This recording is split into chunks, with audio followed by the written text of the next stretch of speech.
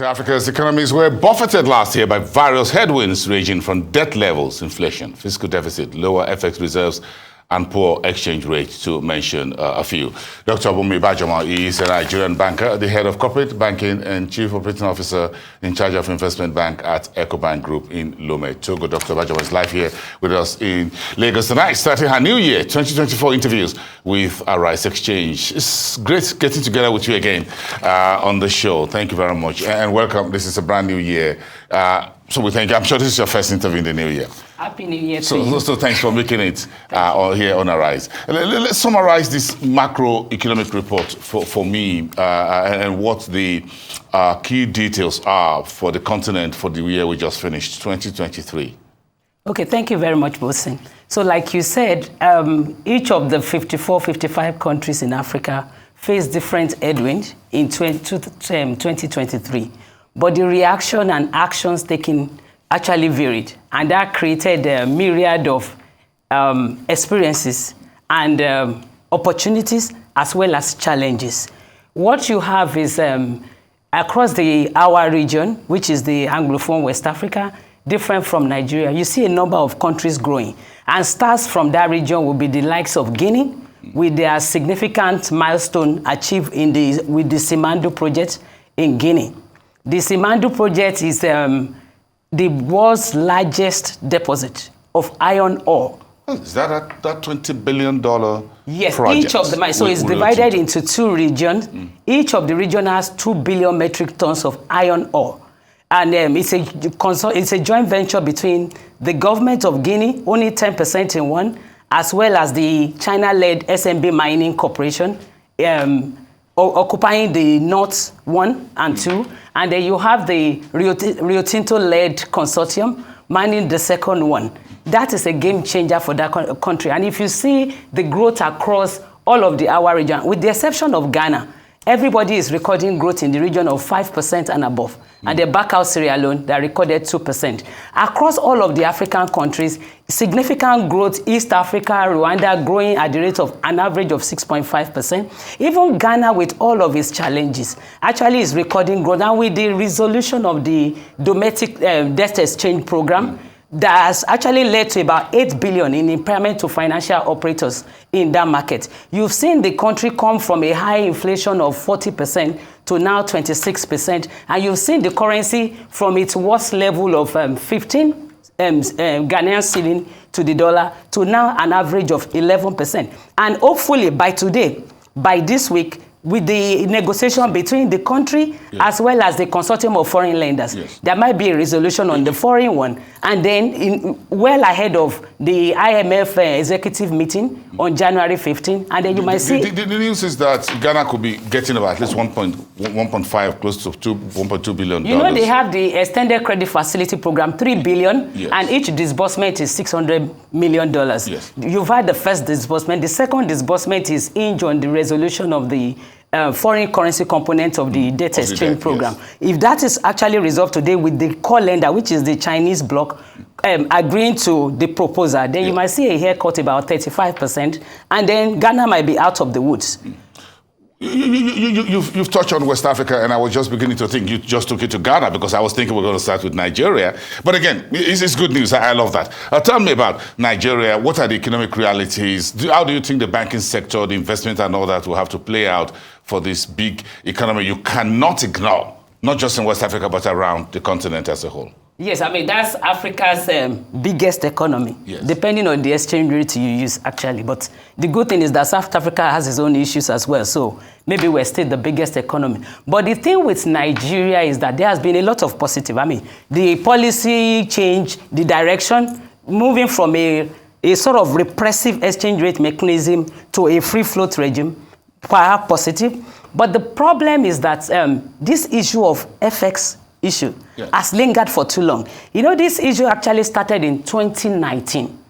And today we're in Q1 2023, and we're still addressing the same issue. So despite everything, one thing that will be positive for Nigeria is our ability to increase our crude oil production. Every 100,000 barrels that you had gives you an uplift of about 3.3 billion in terms of revenue to your reserve. But the key issue with Nigeria is the uncertainty. So this uncertainty percolates everywhere. So you are talking in terms of the banking market. Yes, if you look at what is happening in the stock market, it seems like, the stock market is on a steroid. Banks are the ones having a party time. Yeah, so fine. The banks are having a party time on the stock exchange. But let me bust the bubble a bit for you. If you look in terms of what the exchange rate was in June, last year, right? And then you look at it now, and you convert everything that is happening on the stock market now. Is there really a rally? Well, maybe not. In dollar terms. In dollar terms. But don't forget. This is Naira. No, this is not Naira. We are a part of a global community. Our banks all have Eurobond exposure. They are dealing with international community. They are financing assets all over Africa. You have so many banks now. So we have to fix the exchange rate issue. You have to fix the exchange rate issue. And it's not only the exchange rate issue. The exchange rate issue is paramount because, you might think in terms of foreign currency, but it's beginning to affect even the local currency because for an average investor coming into the market, at what rate do you convert to invest in the bank, assuming the capitalization drive were to become a reality? So I will bring my dollar today is 1,100, tomorrow is 1,200. So why won't I want to wait?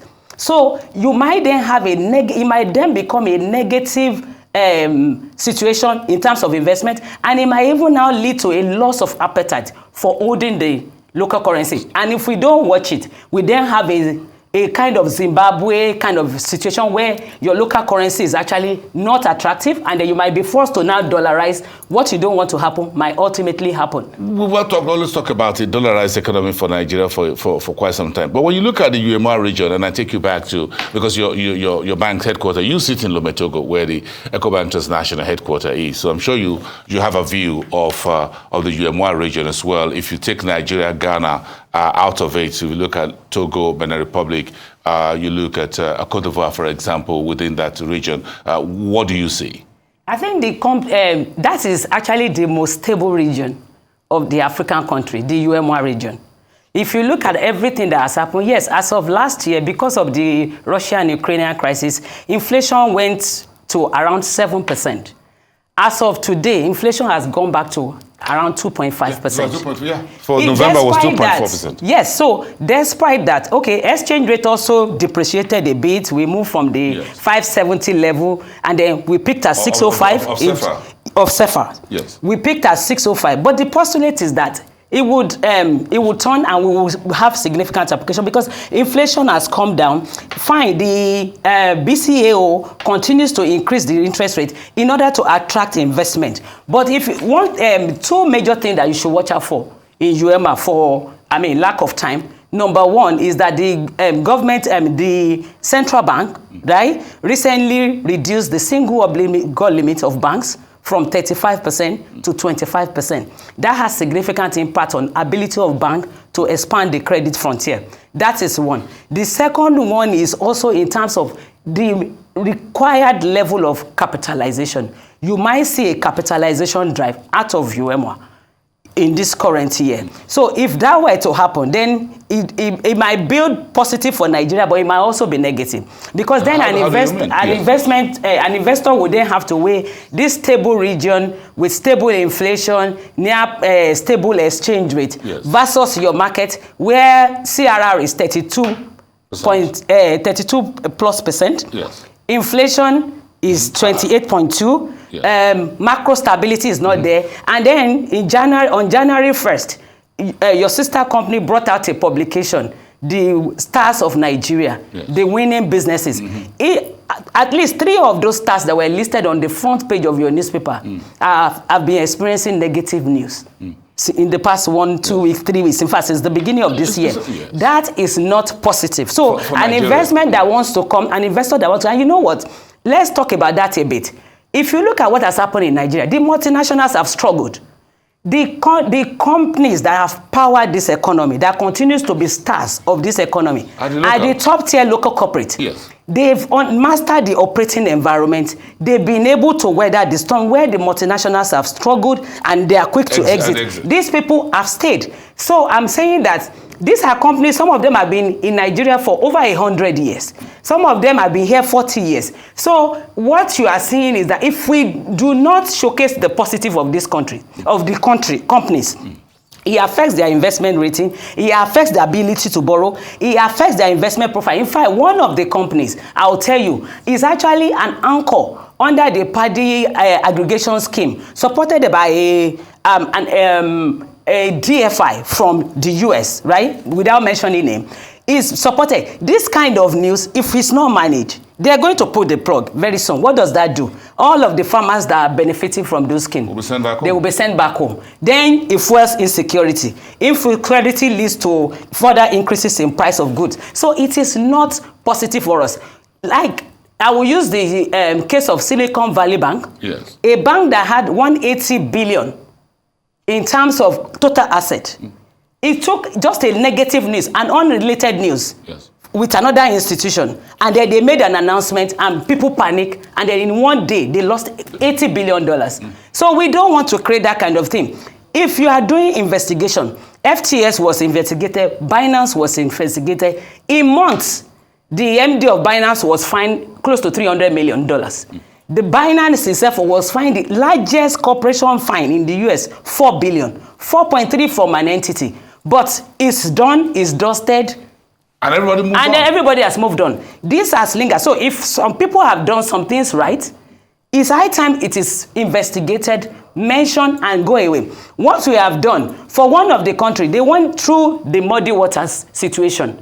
It took the government of Singapore to say, okay, we're stepping in to stabilize the company. This news, what it has done to them is to erode their share price. This is the company that was bettered out of Nigeria, has been in Nigeria over 100 years.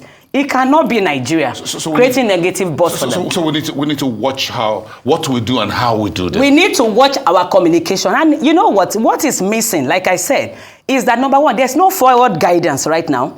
We have exchange rate issue, no direction. People don't know where they're going.